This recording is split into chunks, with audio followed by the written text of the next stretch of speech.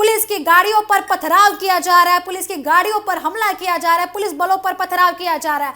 हमारी टीम जो वहां पर पहुंची थी, हमारी संवाददाता वहां पर पहुंची थी, उन पर हमला किया गया। हमारी संवाददाता कंचन अरोड़ा ग्राउंड जीरो से रिपोर्टिंग कर रही थी, लगातार उनकी मांगों को हमारे तक पहुंचा रही थी, सरकार तक पहुंचा रही थी। उन्हीं पर इन कॉकरोचों ने हमला किया, जिसको लेकर काफी ज्यादा सवाल खड़े होता है कि जो कॉकरोच महिलाओं की बात कर रहे हैं, लगातार ये भी सवाल खड़े हो रहे हैं कि जो महिलाओं की सुरक्षा की बात कर रहे हैं, जो अभिजीत दीपके ये बोल रहे हैं कि हमारी बेटियों के साथ ऐसा हुआ, हमारी जो है बच्चों के साथ ऐसा हुआ, वही ये तस्वीरें निकलकर सामने आ रही है कि जब टीवी7 की संवाददाता कंचन अरोड़ा वहां पर कवरेज के लिए पहुंचती हैं, तो वहां पर कैमरा तोड़ दिया गया, कैमरे पर हाथ लगाया गया, उनके बाल खींचे गए, महिला के साथ इतनी बड़ी बदसलूकी की गई। आप बिल्कुल ही वहां पर ऐसा माहौल क्रिएट करा दिया गया, कोई भी भरोसा नहीं है कि इस प्रदर्शन की आड़ में क्या ये कॉकरोच कर सकते हैं। एक तरफ ये बोल रहे हैं कि हम हिंसा नहीं करेंगे, शांतिपूर्ण प्रदर्शन की छवि के अंदर ये बिल्कुल ही उग्र प्रदर्शन को तरफ ये चीजें लेकर जा रहे हैं। एक तरफ ये बोल रहे हैं कि हम बिल्कुल ही अपनी मांगों पर अड़े, हम नीट यूजी का मुद्दा उठाएंगे, लेकिन सवाल ये उठ रहा है कि आखिर ये प्रदर्शन किस मोड़ पर जाएगा। एक बार आप अखिलेश यादव को सुनिए कि वो क्या कुछ बोल रहे हैं। सरकार नहीं, अहंकार है।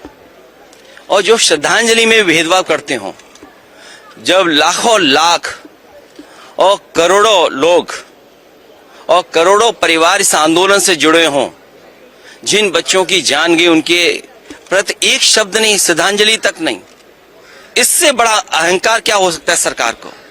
और जब बच्चे यहाँ आए हैं, छात्र, नौजवान, युवा जब यहाँ आए हैं और वो चाहते हैं सरकार कोई सुने, सरकार में अहंकार कितना कि सुनना भी नहीं चाहती है। सुनना तो दूर, अगर वो लोकसभा यहां तक आना चाहें अपनी बात कहने, तो लाठी और जो अन्याय कर सकते हैं, जो प्रताड़ना दे सकते हैं, वो दे रहे हैं। सरकार ऐसे ही है।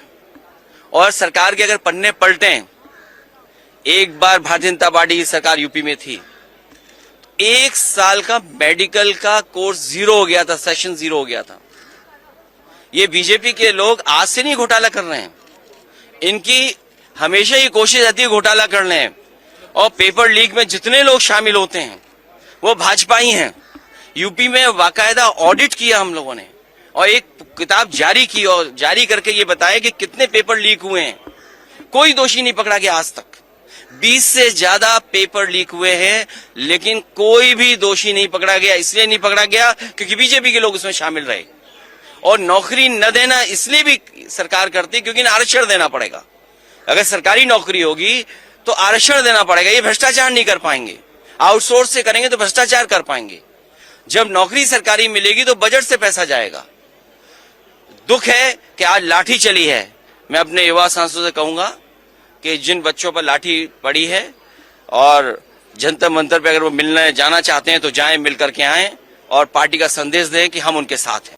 देखिए, इतिहास अगर हम पलटें तो विदेशी लुटेरों ने मंदिर लूटे थे, विश्वविद्यालय तोड़े थे, आंदोलनकारियों को प्रताड़ित किया था। आज वही भाजपा कर रही है। भाजपा सरकार नहीं, अहंकार की तरह काम कर रही है। अहंकार है उनके अंदर।